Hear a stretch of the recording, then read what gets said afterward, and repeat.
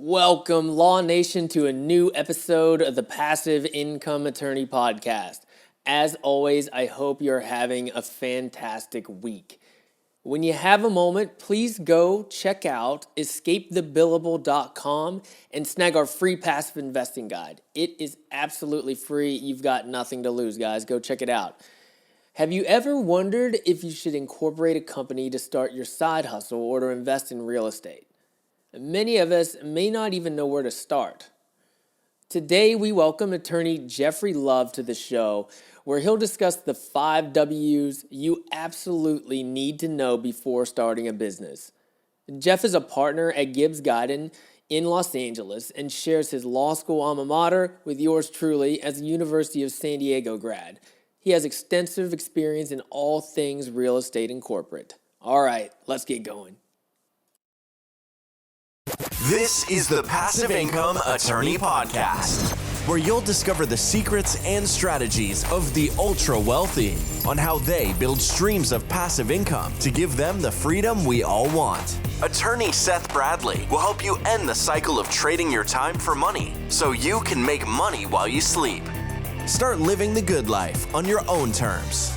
Now, here's your host, Seth Bradley. Jeff, welcome to the show. Thanks for having me on. I'm excited. Of course, man. Really appreciate you coming on today. I'm happy to be here. Yeah, brother. So tell our listeners a little bit about yourself and your story. So I am a call it real estate corporate M&A transactional attorney. We deal with all transactions, whether it's buying and selling buildings, buying and selling businesses, deal with startups, really everything in between. I wanted to get into real estate as far back as I could remember. We had a bunch of family friends that were, entrepreneurs, and they seemed like they weren't working much and kind of getting passive income from these projects, and it seemed like a good way to make a living. So from UCLA, I went to law school down in San Diego at USD, focusing on really taking transactional classes, knowing that I wanted to get in transactional work, didn't have an interest in criminal law or litigation. After law school, it was the last real estate downturn, so nobody really wanted to hire a transactional attorney. So after a little bit, I found my first position was with a scrap metal recycling company, kind of being their first in-house counsel. And that kind of sealed it for me. I like transactional work. I like dealing with people. From there, I went to a real estate development company. Figured I really want to get more into real estate, kind of get that passive income, learn about seeing what they're doing.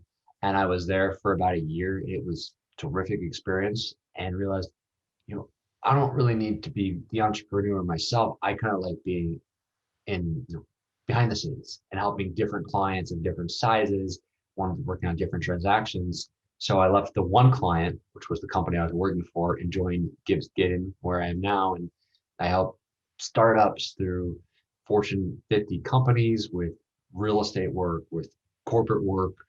I think my favorite though is working with entrepreneurs and investors, kind of helping them grow and see the progress that they make throughout their business and their careers. That's awesome, man. So what's kind of your typical client look like? Typical, I don't, the nice thing about my practice is I don't think I have a typical client. Every day is different. Even during the day, I'll work on a client that, a couple of weeks ago, I had a client that was creating a cryptocurrency hedge fund. They came to me and Nice. I don't know anything about cryptocurrency, but I can do the securities work and the corporate work for you. And that's what I did. But that was really interesting to learn about. And, today I'm working on a project for a real estate developer that is taking an old apartment building, tearing it down, rebuilding it, and with the business plan of leasing that to a co-living provider in an opportunity zone. So helping them create that value for them, not only the developer and themselves, but all of their investors as well. So completely different clients, love them both.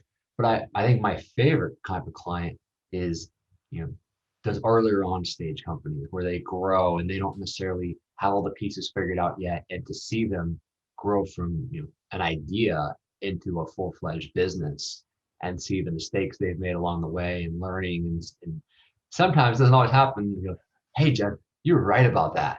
That's the best part. When someone it doesn't happen all the time. They don't want to admit it, but You've when heard they people do come actually say back, that? and, I've had it a few times. Like I said, not all the time, but kind of learning from the mistakes. Even if they don't say it, you kind of see when that light Yeah. bulb kind of clicks and say, yeah, that's a better way to do it.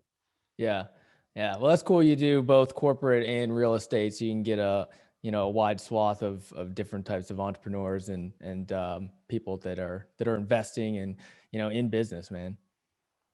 Yeah, that's it. It's neat because it's people, and it's not always their core business. Sometimes I might have a client that's investing on the side or buying their first commercial real estate project, and they don't really know what to do or how to do it, but they're thinking outside the box, and maybe this is my retirement plan or this is my kids' savings, and teaching them, walking them through that process, and then seeing them go on to their second project or their third.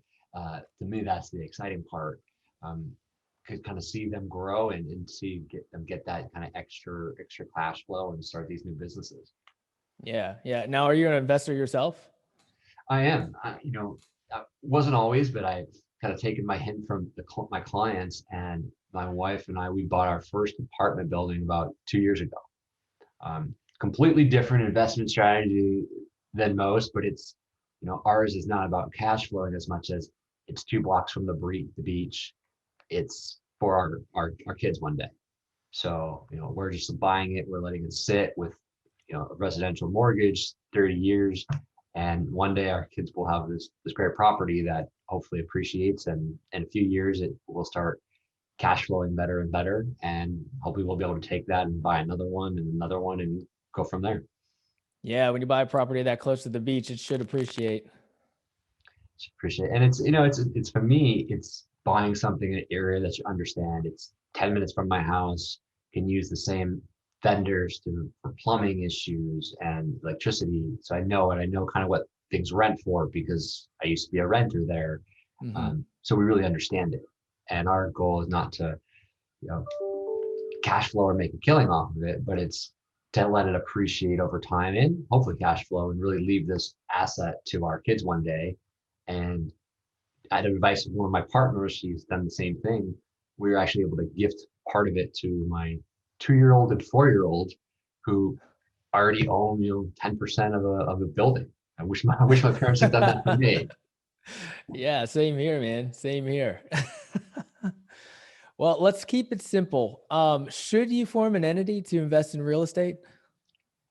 It's a good question. I hear both sides of it. My what I tell clients is typically yes, because it's an extra layer of protection versus just insurance. If you form an entity, whether it's typically in real estate or any cash flow, but real estate in particular, you're looking at your LLCs and limited partnership. So you're avoiding the corporate level taxation, you're avoiding issues of moving properties in and out of a corporation, which hurts an S corp. So those are your entities of choice. And for me, when I think about it, it's if you have tenants, if you have an apartment building, someone has a party, someone slips falls. Well, now they're suing the tenant and they're suing you. You've got an Amazon delivery coming. Someone's slipping, someone falls, they're suing you. And while insurance might cover it, there's so many exclusions to these policies besides just the limit. You might have maybe it's $1 million limit, and maybe someone has a brain damage. Well, now you have a $5 million claim. You have exposure there. I'm sure all of these companies were in COVID. They didn't think that their insurance policies excluded business interruption from this, but they probably thought they were covered, but they weren't. So I tell clients, you don't want to run that risk. Have insurance, but also create the entity. The cost isn't prohibitive, especially if you're buying in, Southern California, you're buying a multi-million-dollar property. The cost to create the entity, even the franchise taxes you're going to pay, are worth that added level of protection. Yeah, I like that, man. I like how you explain that, insurance isn't enough because a lot of people think that they can just own property or own businesses in their own name. And then, insurance, they get insurance and they're covered. But, there's a limit to that, the insurance, as well as, insurance companies are smart. They've been in business for a long, long time, and they know what the common outs are, and they know how to get out of, certain settlements. So it's certainly important to form the correct entity to protect yourself even further. It really is, and it's not. It seems like it's a lot more work, but it's helpful not only from that, but it's easier to deduct expenses. There's a lot of pros to actually creating it once you do it, and you really want to. What I tell clients you really want to do is it helps you segregate your assets. Even with insurance, I don't want my personal home or my car or my money I'm making from my practice to kind of be commingled with the real estate. I treat that as a separate business, and creating the LLC to hold it is the way to really protect yourself and keep it separate. Um, and it's like you said, insurance may cover it, and insurance may cover everything, but this gives you that added protection to know even if you didn't have insurance, the very worst, they're coming after what that entity owns rather than all your other assets. Right. And it's very easy to do. I mean, you put a little bit of work up front and a little bit of cost up front, and then it's pretty much taken care of. You have your annual minutes, but other than that, it's pretty simple to maintain going forward. Absolutely. Yeah. Yeah. So I know this is something you're an expert on. Let's go through the 5 W's of incorporating your business, whether that's for real estate or starting a business or a side hustle or whatever it might be. Let's do it. So if I can remember them from when I was a little kid, you have the who, what, when, where, and why. Kind of some of them a lot more important than others. Cover them quickly.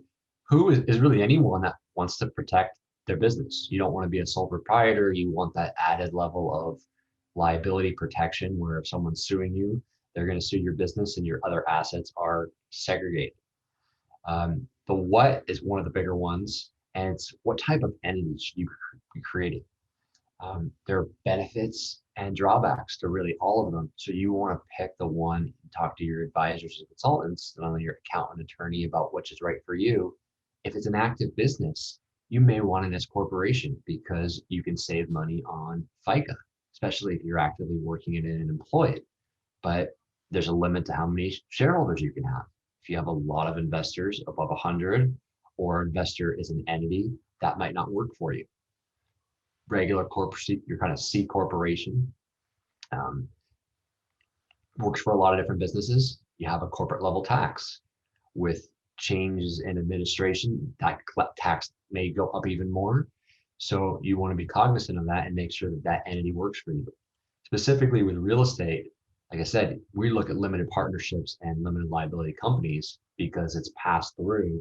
Any tax actually goes through the individual. You're not paying a separate level of tax. It's very flexible in the fact that profits and losses can be allocated differently than ownership.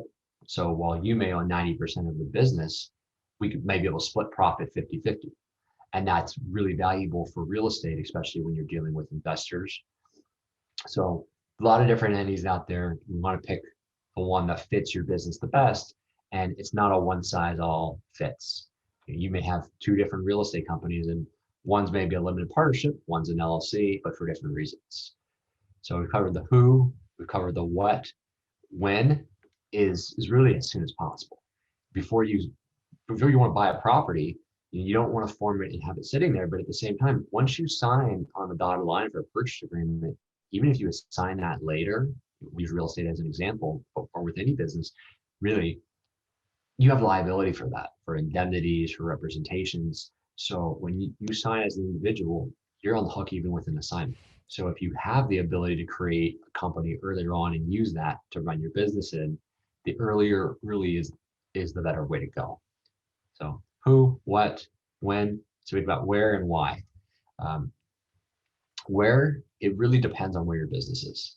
To again, use real estate as an example, talking about passive income. We're in California. It doesn't make as much sense for us to form a company in Delaware, Wyoming, Nevada, which you hear about a lot, because then we have to qualify our business to do work in California, which means now we've got franchise taxes in another state plus California. But if we were buying a property or our business was in Nevada, maybe we want to form a Nevada LLC, or Nevada corporation, because it gives you a much greater ability to remain anonymous. You hear a lot about big companies being in Delaware because they're very corporation friendly. Their laws have been interpreted more than anywhere else.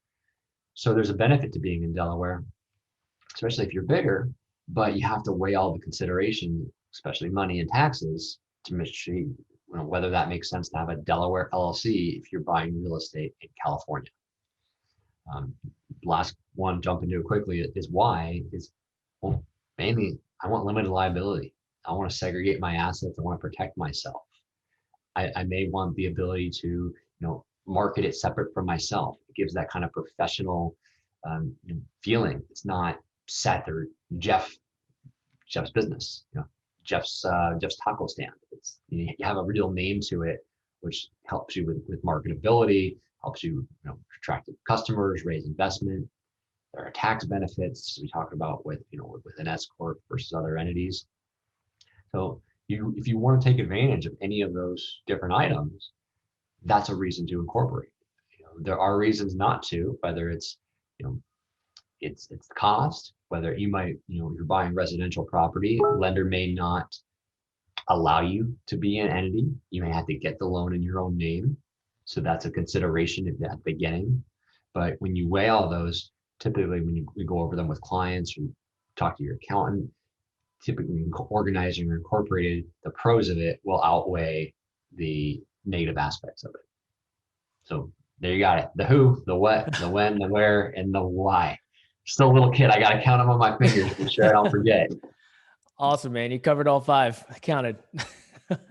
I thought that was an interesting point about signing a purchase agreement as an individual and then later assigning that to, an LLC that you create later, because a lot of people do that, but there is a certain amount of risk to that. It does. It happens. And not just that, when you're starting with, a term sheet, you go through this process, you sign it, and I'll create my entity later and then I'll assign it. But especially in the commercial context of real estate, you may be agreeing to certain indemnities. You may be getting a phase 1 or doing inspections on the property. And those indemnities would fall on you personally, because even if you assign it, the new entity becomes on the hook as well, but the seller's not relieving you as the buyer, as an individual. Right.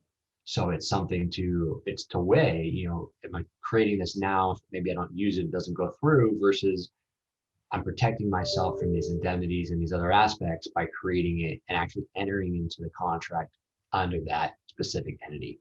And we've had clients run into issues with, being an individual because something happens during that due diligence period and there is a claim, and now there's no liability protection. There may not be insurance.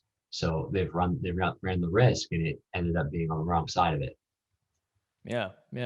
Well, what are some of the other common mistakes you see people making whenever they're either investing in real estate or even just forming their entities? That's a really good question. One of the biggest, and it seems so commonplace, and so simple, is just not thinking about what you're doing from a high level. Whether you're investing in real estate, you're starting a business, not just creating like a business plan, but where do I see myself in this company in 5 years or 10 years? And just a recent example is I had a client, 2 partners created a real estate business, and one is significantly older than the other. And now they're fighting, and they're potentially going to be call it a business divorce, because the older partner wants to pull money out of the business. And the younger partner wants to contribute everything, leave it in there, grow it, build this empire. The old one says, I'm done. I've built mine. I want this money for retirement. I want to go hang out on the beach. So they didn't plan that from the beginning and make sure they were both aligned as to where they wanted to be.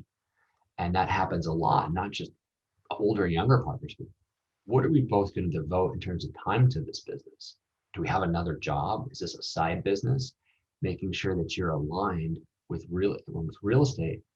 Are we going to pump money back into this? Are we going to maintain the property you currently have? Are we going to grow more? Are we going to bring on outside investors? So looking at your business from a high level, making sure that you've thought through what's going to happen in the next 3, 5, 7, 10 years to make sure that everyone's aligned. Even if you don't have a partner, it helps yourself too think about that, because life throws kind of curveballs at you. You could get married, have kids, be in the middle of a pandemic, and you want to make sure that you've got, I'm going to devote myself to this business, and making sure that you've thought through it. So when you get these curveballs, you're able to focus on what's important and not worry about addressing those external third party events so that it doesn't affect your business. Yeah. One more, Yeah. I got one more good one for you. And this one is not, a specific one. I can give you 50 examples of where it comes into play, but having a good team in place. Starting a business, whether it's real estate or restaurant, um, a professional services firm, is making sure that when you're setting it up and even running it, that you have this team. So using real estate as an example is, do you have a good accountant? Because if you don't, you're going to leave money on the table because you're not going to take the proper deductions. Your books are going to be a mess. That's a team member. You have a good insurance broker. We talked about how important insurance is, not just from a liability standpoint, but casualty. Do you have a broker that can save you money, and you can call them, you can ask them questions? Integral team member, not just for real estate, but for really any business. You have a good attorney, and every business, it may be hard to outset because money's tight, but do you have a good attorney where you can bounce questions off of because you're hiring a new employee and you don't know if you should be an employee or an independent contractor? You're confused about the new laws that were passed in California or elsewhere. You have that attorney that you can use him if and when needed. So having not just consultants and professional service providers, but if you're growing employees, having that team around you, because it's one thing I've learned, not just from clients, but myself, is it's impossible to know everything. And one of the hardest things with new business owners is thinking that they have to do everything. And that's not the case. It's, can you have a good partner that you can go to and be able to know, I don't know this, ask someone else. You're going to be more efficient. You're going to look better. You're going to get a better answer. But you can only do that if you have the right team around you. And I've had so many clients that haven't had that team, and they run into an accounting issue, or they run into a legal issue. They have an insurance claim and they didn't have those policies in place. And then it comes to us as attorneys, and we have to try to get them out of that situation. Yeah, yeah. A couple of really good points there, man. I mean, it's really important to have those hard conversations up front with a potential business partner and get all those potential problems in writing so that you don't run into problems in the future. And then, of course, like you just said, I mean, build an all-star team. And even when capital is a little bit short at the beginning, you need to, you still need to consult with experts, have them on your team, and don't be afraid to, if you have to spend a little bit of money to have those experts and get that expert advice, it'll pay off in the long run. It was really true. And not all of them. I mean, some of them are, maybe commission based, so you're not paying them for any question. And, even as an attorney, just because you call me, it's not going to cost you 20 hours. It might be a 5-minute question. And that may save you money. We've had, a lot of clients, and it's really hard, and people still do it all the time, is, can I save money this way or that way? And can I create a LLC by using one of these online service companies that'll do it for $350? Yes, you can. But what ends up happening more often than not is 12 months, 18 months later, I get a call from that person. My operating agreement didn't say this, or it didn't deal with the proper allocations. Can you fix it? And it ends up costing you more money later on than you would have spent up front. So It's just something you budget when you're starting that business or growing, that you have expenses, but those expenses are, more often than not, they're worth paying for because it'll save you money down the road. Absolutely, man. You got to budget that stuff in. I've heard a couple of different opinions on this, so I'd like to get your opinion on it. Should you form an LLC to invest in, let's say, just a passive investment or a real estate syndication? You have some good questions. That's another good question. I think it would depend on the value of the investment. If I'm going to invest $20,000 into a syndication, and that's a fraction of my net worth, very small percentage, it may not be worth it for me to have an LLC just for that investment. But if I'm investing a large chunk of money, $250,000, or I've got investments in many different syndications, then I might create an LLC or a vehicle to hold all of my different investments, not just from an administrative standpoint that it's easier, but again, it may allow me to save money through deductions and offset some certain expenses. And it depends how that syndication is run. They may do something that exposes the members to personal liability. Maybe that operating agreement has a capital call clause, or maybe it has a cross indemnity, and we've all guaranteed something. And I didn't really read the operating agreement, so I didn't know that it was in there. Those are the situations when having an entity or an LLC to invest really do help. So, as many attorneys say, the answer is it depends. It depends on the situation. Uh, there are certainly absolutely times when it makes a lot of sense, but like many things we've talked about, you have to weigh the risk rewards, and obviously there is a cost to setting up that type of entity and maintaining it. Also, well, small, talking about minutes and some franchise taxes, it could end up saving you a lot of money, exposure, and worst of all, the headache and stress if something were to happen by protecting yourself with that investment.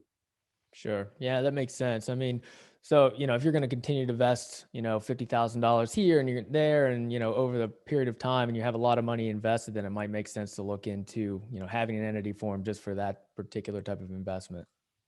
And you think about it too, you think about, from a like very large scale family offices, how it might be an individual family, but they're not investing as a family. They have a separate company and often many subsidiaries of that company investing because they're segregating assets. Maybe one project they're investing in has an environmental exposure component, and they don't want that investment to affect their other investments. So that's why having that LLC could protect you, and maybe even several different LLCs, depending on what you're investing in. You look at each situation and determine, I've got some exposure here. I want to protect myself, but with exposure in the risk comes a big return. So I'm interested in the investment, but I'm just going to protect my downside as well. Yep. Yep. Well, let's dive into syndications a little bit. There's been an explosion of real estate syndicators out there in the last few years, and I'm sure you've seen it and you've been a part of it. So, what are some of the best practices to vet a sponsor or, general partner, whatever the term being thrown around happens to be that day? I think you really want to look at the track record, and you're absolutely right. There's just so many out there, and it's so easy with all the crowdfunding sites out there now to go raise money.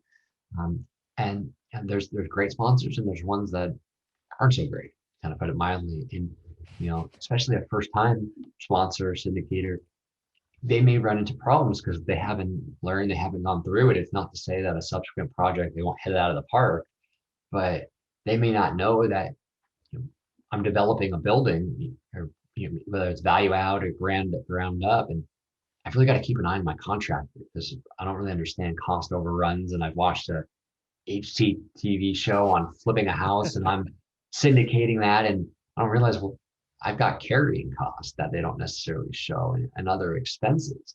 So it's not as easy as it always looks. So I think the first thing is really looking at their track record, what they've done, what their background is. It may be their first syndication, but maybe they worked for another syndicator.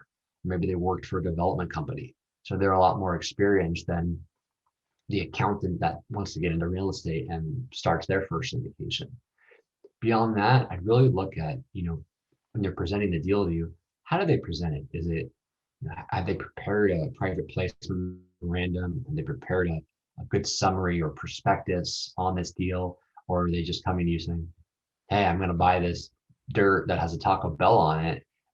You want to invest in, I'll guarantee you this return.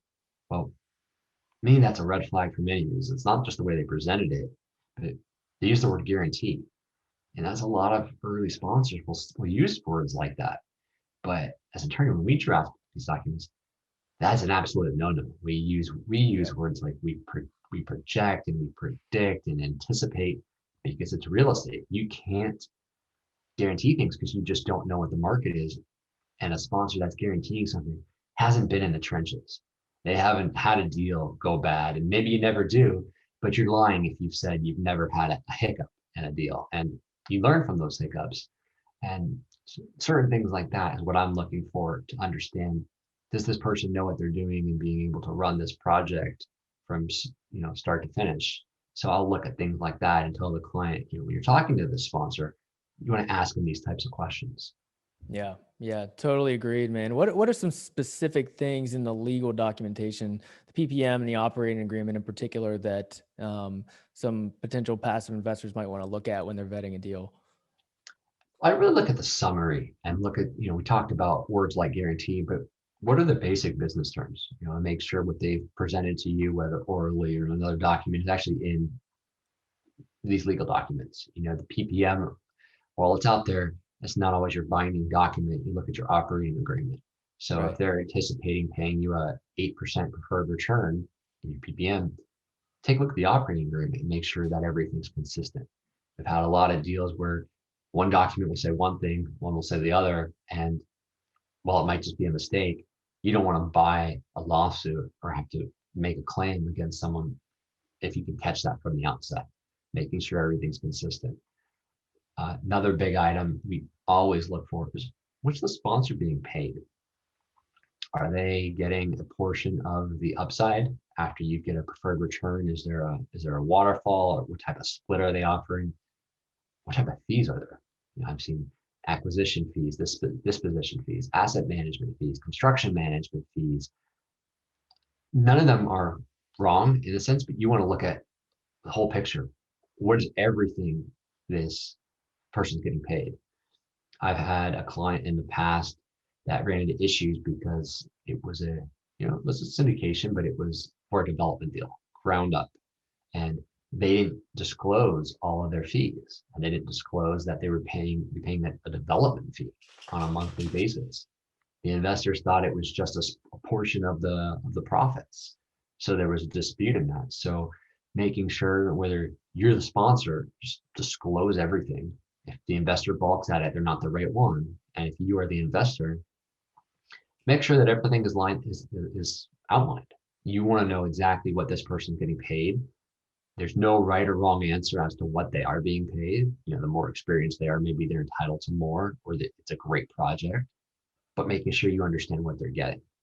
So these are items that you normally will see in a PPM, but certainly in an operating agreement, some of the disclosure documents, so that you understand the full picture of what you're actually investing in.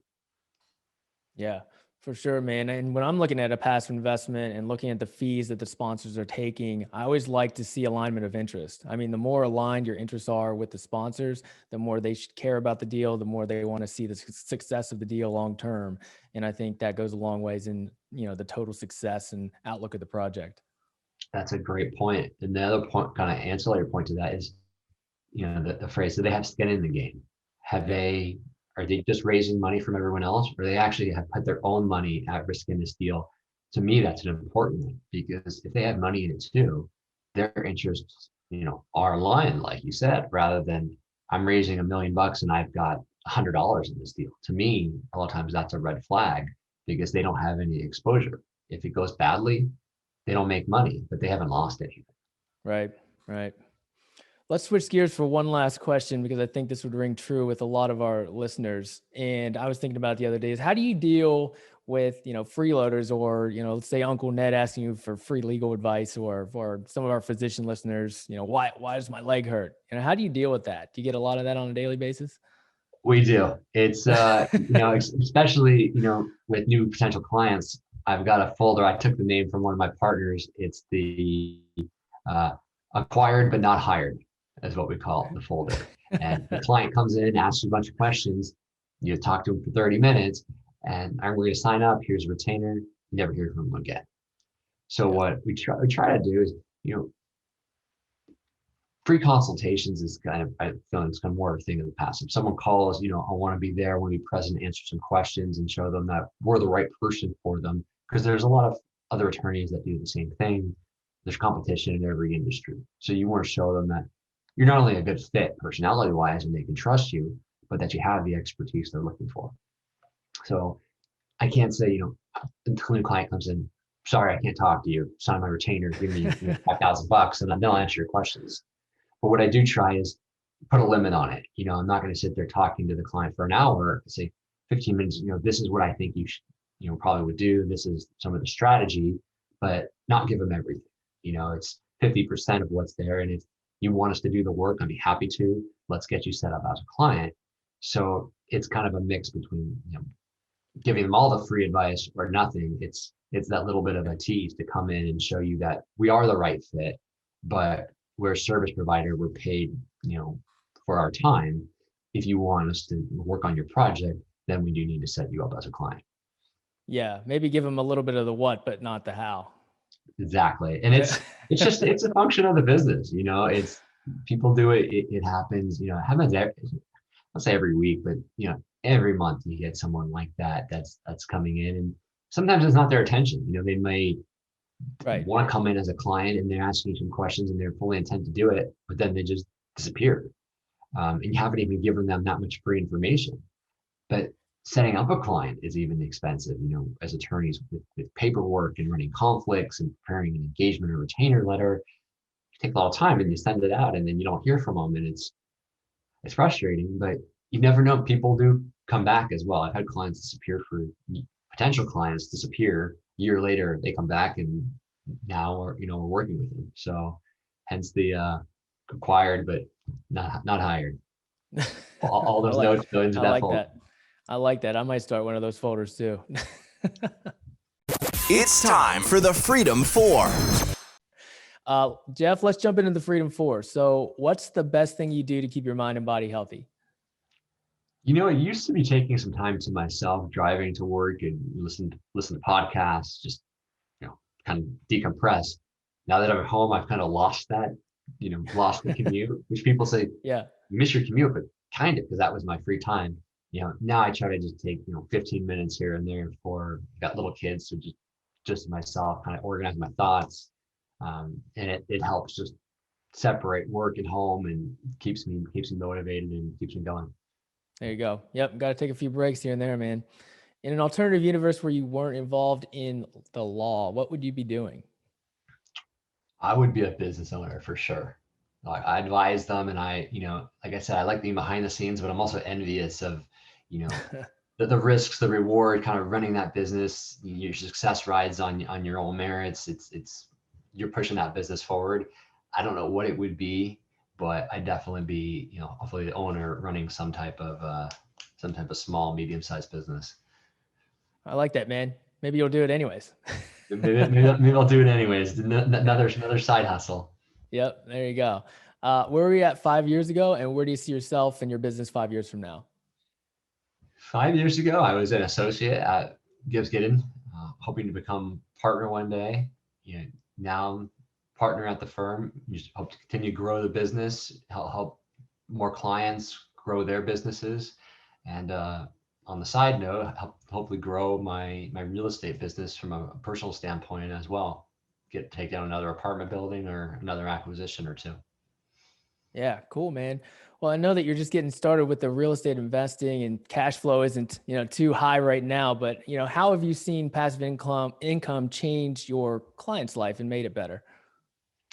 Even in my life, it's both. It's because there's still money coming in, and it's something that you're not working for in your day business. It helps. It's that extra little money for that rainy day. I'm a broker as well, so I don't advertise. I don't do much with it. But last year I helped helped an individual buy a piece of dirt, and I got a commission for it. And it was little work on my end, and that money to me felt passive, and that's going to my kids' college funds. So with Yeah. clients, they say, passive is not something working for. You really want to build a net worth and become wealthy. There's only a certain amount of hours in the day. Being able to make money while you're sleeping, that's really going to help you get there. And then you can use that money you make to make money on that money and reinvest it. And it's really just, it gets you kind of out of the rat race and gives you a little bit more control over your life, because you're not actively working for that money. Hence the word, it's passive income. Yeah. Control and freedom, man. That's what it's all about. Yes, it is. Jeff, really appreciate you coming on today, man. Where can our listeners find out more about you? Check me out on my website. It's www.gibbsgiddens.com. I've got a LinkedIn page. Email me, call me. It's all on the website. Happy to answer any questions or just chat.